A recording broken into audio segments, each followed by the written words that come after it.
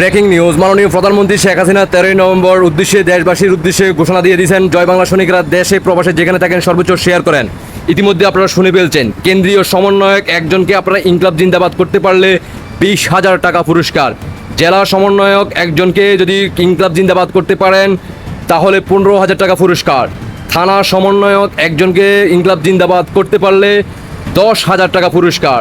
গ্রাম পর্যায়ের সমন্বয়ক একজনকে ইনকলাব জিন্দাবাদ করতে পারলে 5,000 টাকা পুরস্কার। যে কোনো পাকিস্তান লালবাঁদর যে কোনো জায়গায় বাংলার যে কোনো প্রান্তে যদি ইনকলাব জিন্দাবাদ পাকিস্তান জিন্দাবাদ করতে পারেন 50,000 টাকা পুরস্কার। তাহলে আর দেরি কেন?